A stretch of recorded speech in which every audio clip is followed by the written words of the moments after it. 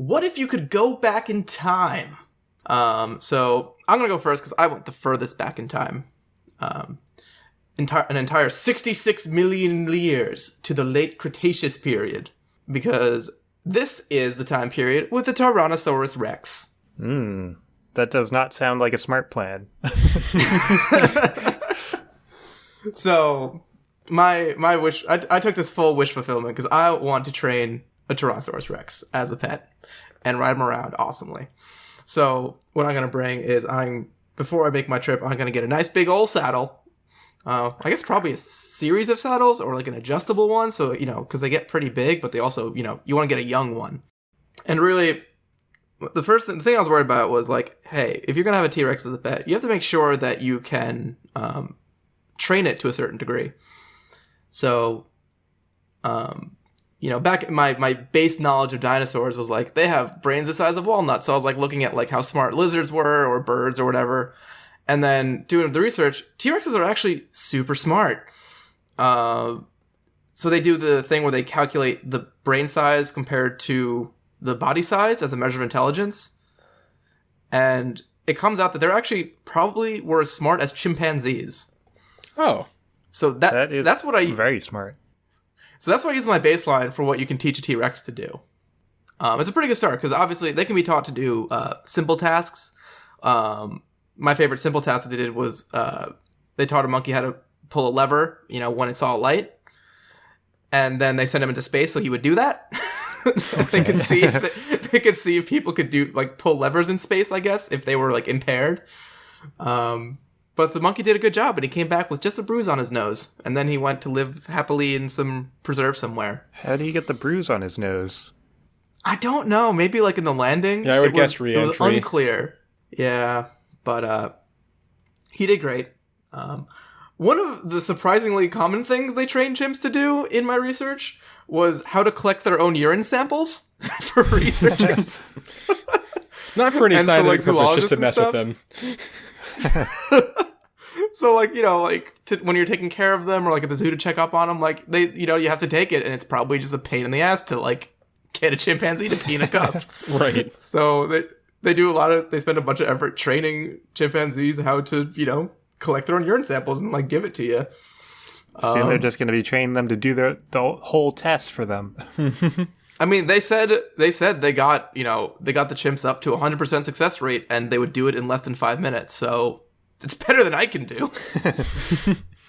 Because, sometimes you get nervous, like you're in the doctor's office and you're already kind of exposed and like, you got the breeze coming in behind the hospital gown. It's like, now you got to pee in a cup. And sometimes it's just shy bladder and you're not getting in 5 minutes is a short amount of time. That's your own personal problem. I also want to share, in my training chimpanzees research, this wonderful question on Quora, which starts with, is it true that Idi Amin trained chimpanzees to use machetes? And then just provided a link to an article I didn't even bother to read, which was fine. It's already a funny question. But I think the best is the only response to it, which I'm assuming is a bot-generated response, goes, no, it is not true. This is because it is false and does not have any credibility due to it be untrue. A more detailed explanation can be found here. No.com. In summary, the answer to your question is a resounding no, because it not correct, it is unfactual. According to Wikipedia, yes and no. And then it quotes from Wikipedia. Yes and no are one of the several pairs of words used to express the affirmative and the negative, respectively, in several modern languages, including English. English is originally used as a four-form system up to and including early Middle English, but modern English has reduced this to a two-form system consisting of just yes and no. Some languages now answered blah, blah, blah, blah, blah, blah. Wait, hold on, back up. There used to be two more options aside from yes and no? What? How? So it's like it's like yes in response to like a certain type of question, or yes in response to like another, form of phrase.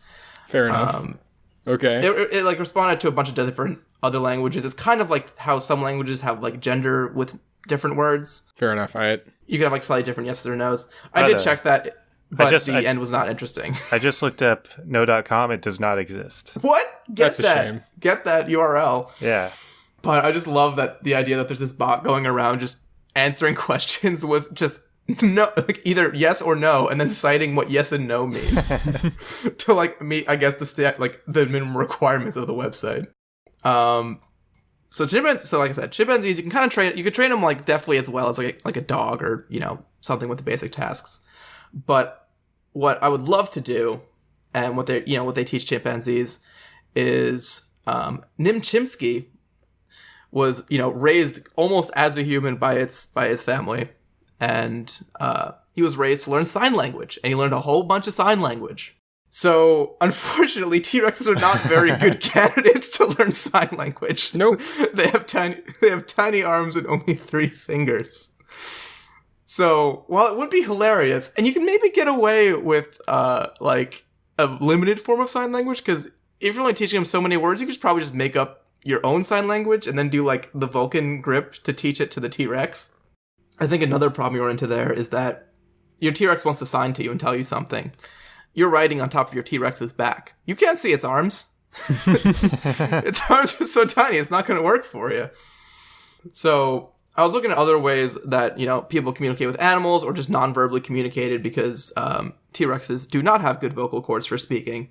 So you could teach it, your verbal command, so you could speak to it. You're just not going to get any response from your T-Rex, which I think is kind of disappointing.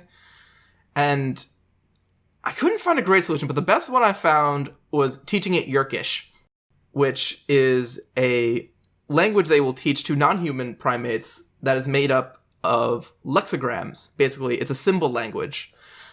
So they'll use keyboards with over 300 symbols on them that the primates will learn how to use, and they'll be able to know, like, this one means apple, or this one means, like, eat, this one means this or that or this or that. You cannot bring a, 300 symbol thing for a T-Rex that they would be able to function with, because T-Rexes are 40 feet long, and I cannot carry a keyboard that big, much less, like, I guess 3 of them with 100 symbols each. Right. And so chimpanzees are smart enough to use basic tools. So the question is, could you teach a T-Rex to draw these symbols? So the way I imagine it working is like, you tell your T-Rex to go do something, and then it wants to respond, or, just wants to tell you something on its own, and it kind of like just grabs a big old branch and like draws a symbol on the floor and like turns so that you can see it. That should work, I think. Yeah, I think that should probably work. Assuming they can get to like remember the symbols, but that sounds doable. Yeah, so like I was like the chimpanzees remember like 125 like different like sign language signs, and they didn't even do the experiment for its whole life. It was like 2 years, and then they abandoned it because weirdly they didn't get funding for their teach a monkey sign language experiment. Right.